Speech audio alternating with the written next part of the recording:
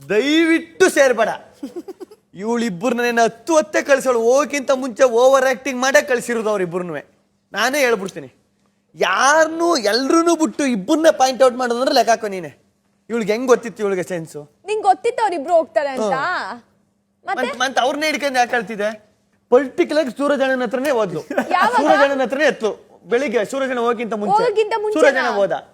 Second ಸಾಯಂಕಾಲ ಮಾಡೋಣ ಹತ್ರನೇ ಓದ್ಲು. ಮಾಡೋಣ ಹತ್ರನೇ ಎತ್ತು. ಮಾಡೋಣ ಕಡ್ದ. ಇವಳು ಹೋಗಿ ಯಾರ ಹತ್ರ ಹೇಳ್ತಾಳೆ ಅವ್ರು ಕಡಿತಾರೆ. ಕೋಇನ್ಸಿಡೆನ್ಸ್ ಅಲ್ಲ, ಇನ್ಸಿಡೆನ್ಸ್. ಇಲ್ಲ, ಅದೇ ಸ್ವಲ್ಪ ಸೆನ್ಸ್ ಆಗುತ್ತೆ ಅಲ್ವಾ, ನಮ್ಮ ಅವರು ಬಿಟ್ಟು ಹೋಗಿದ್ರೆ. ನಾನಂದ್ರೆ ನಿಂಗೆ ಇಷ್ಟ ಅಂತ ನನಗೆ ಗೊತ್ತು, ಆದ್ರೆ ನನ್ನ ಹತ್ರ ಬರ್ಬೇಡ ರಕ್ಷಿತಾ, ನೀನು 3 ವಾರ ದೂರನೇ ಇರು. ಸೊ ಗೈಸ್, ಪ್ರೊಮೋ ನೋಡೋದಲ್ಲ ಏನು ಅನ್ಸುತ್ತೆ ಕಮೆಂಟ್ ಸೆಕ್ಷನ್ ತಿಳಿಸಿ ನೋಡೋಣ. ಆ್ಯಕ್ಚುಲಿ ಇವಾಗ ಈ ಪ್ರೊಮೋದನ್ನು ನೋಡಿದ್ರೆ ಸ್ವಲ್ಪ ಎದುರ್ಕೋತಿದ್ದಾರೆ ನಮ್ಮ ರಕ್ಷಿತಾ ಅವ್ರ ವಿಷಯದಲ್ಲಿ ಅಂತ ಅನ್ಸುತ್ತೆ, ಓಕೆನಾ. ಬಟ್ ಅದನ್ನು ಫನ್ನಾಗಿ ಮಾಡ್ತಿದ್ದಾರೆ. ಬಟ್ ಇದು ಹೊರಗಡೆ ಸ್ವಲ್ಪ ಸೀರಿಯಸ್ ಆಗಿದೆ ಅಂತ ಕೂಡ ಹೇಳ್ಬೋದು. ತುಂಬ ಜನ ಕಮೆಂಟ್ ಹಾಕೋದು ಕೂಡ ನೋಡಿದ್ದೆ, ಮತ್ತು ನನಗೂ ಕೂಡ ಬೆಳಿಗ್ಗೆ ಕಮೆಂಟ್ ಬಂದಿತ್ತು, ಬರೋ ಹಿಂಗೆಲ್ಲ ಮಾತಾಡ್ತಿದ್ದಾರೆ ನೋಡಿ ಬ್ರೋ, ಇದ್ರ ಬಗ್ಗೆ ಒಂದು ವೀಡಿಯೋ ಮಾಡಿ ಅಂತ. ಸೊ ರೈಟ್ ಟೈಮ್ ಅಂತ ಅನ್ಕೋತೀನಿ ಇದ್ರ ಬಗ್ಗೆ ಎಕ್ಸ್ಪ್ಲೇನ್ ಮಾಡೋದಕ್ಕೆ. ಇವಾಗ ಏನು ರಕ್ಷಿತಾ ಅವ್ರು ಹೇಳಿದ್ರು ಅದು ಸತ್ಯ ಅಂತಲೇ ಹೇಳ್ಬೋದು. ಇವಾಗ ಬೇರೆಲ್ಲ ಏನು ಅನ್ಕೋತಿದ್ದಾರೆ ಅದೇ ಸುಳ್ಳು.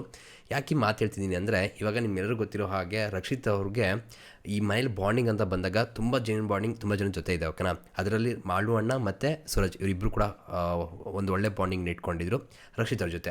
ಅದನ್ನು ನೀವು ನೋಡಿರ್ತೀರ, ಓಕೆನಾ. ನಾನು ಅದ್ರ ಬಗ್ಗೆ ಸುಮಾರು ಸಲ ಪ್ರೊಮೋ ರಿವ್ಯೂಗಳು ಮಾಡಬೇಕು ಕೂಡ ಎಕ್ಸ್ಪ್ಲೇನ್ ಮಾಡಿದ್ದೆ.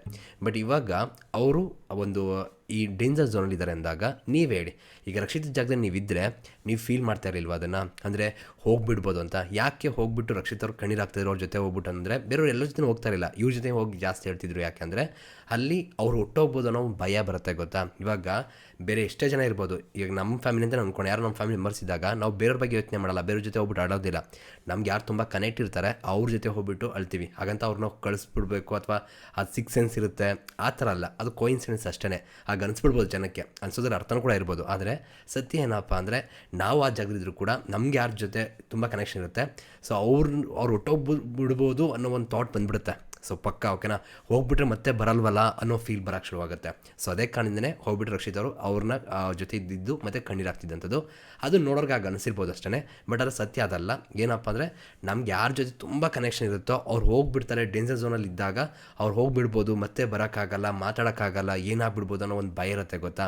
ಅದು ಇಷ್ಟೆಲ್ಲ ಕ್ರಿಯೇಟ್ ಮಾಡುತ್ತೆ ಅಷ್ಟೇ. ಸೊ ಇಲ್ಲಿ ಕ್ಲಿಯರಾಗಿ ಗೊತ್ತಾಗೋದೇನಪ್ಪ ಅಂದರೆ, ಆ ಹುಡುಗಿಗೆ ಅವ್ರ ಜೊತೆ ಇದ್ದಂಥ ಬಾಂಡಿಂಗ್ ಯಾವ ಥರ ಒಂದು ಟ್ರೂ ಕನೆಕ್ಷನ್ ಇತ್ತು ಅಂತ ತುಂಬ ಕ್ಲಿಯರಾಗಿ ಗೊತ್ತಾಗುತ್ತೆ. ಸೊ ಅದನ್ನು ಸುಮ್ಮನೆ ನರೇಟಿವ್ ಸೆಟ್ ಮಾಡಿ ಹೇಟ್ ಬೇಡ ಅಂತ ಅನ್ಕೋತೀನಿ. ಇಲ್ಲಿ ಯಾರನ್ನ ಕಳ್ಸೋಕ್ಕಾಗಲ್ಲ, ಯಾರ ಜೊತೆ ಇದ್ದರೂ ಅವ್ರು ಹೊಟ್ಟೋಗ್ಬಿಡ್ತಾರೆ ಅನ್ನೋದೆಲ್ಲ ಸುಮ್ಮನೆ ಡುಬಾಕ್ ಕಥೆಗಳು, ಓಕೆನಾ. ಅದರಲ್ಲಿ ಯಾವುದೇ ಅರ್ಥ ಕೂಡ ಇರೋದಿಲ್ಲ. ಇವಾಗ ತುಂಬ ಜನ ರಾಶಿಕವರು ಇವಾಗ ಸೂರಜ್ ಹೋಗೋದಕ್ಕೆ ರಾಶಿಗೆ ಕಾರಣ ಅಂತಿರು, ಇವಾಗ ರಕ್ಷಿತಾ ಅವ್ರ ಜೊತೆ ಇರೋದಕ್ಕೆ ಸೂರಜ್ ಮತ್ತು ಮಾಡೋಣ ಹೋಗಿದ್ದು ಅಂತ ಬೇರೆ ಹೇಳ್ತಿದ್ದಾರೆ. ಈ ಥರ ಎಲ್ಲ ಹೇಳೋದೇನಿದೆ ಅದು ನಿಮ್ಮ ಸ್ಪರ್ಧಿನ ಆ ಜಾಗದಲ್ಲಿ ಇಟ್ಕೊಂಡು ನೋಡಿ, ನಿಮ್ಗೆ ಅವಾಗ ಅರ್ಥ ಆಗುತ್ತೆ ಅದು ಎಷ್ಟು ದೊಡ್ಡ ತಪ್ಪು ಅಂತ. ಆ ಕೆಲಸ ಮಾಡಬೇಡ್ರಿ. ಬಟ್ ರಕ್ಷಿತಾ ಅವ್ರ ಜೊತೆ ಇದ್ದಂಥ ಬಾಂಡಿಂಗ್ ಏನಿದೆ, ಆ ಕನೆಕ್ಷನ್ ಇದೆ, ಸೊ ಅದು ಆ ಕಣ್ಣೀರನ್ನ ಬರ್ಸುತ್ತೆ, ಆ ಫೀಲ್ನ ತೋರಿಸುತ್ತೆ ಅಂತ ಹೇಳ್ಬೋದು.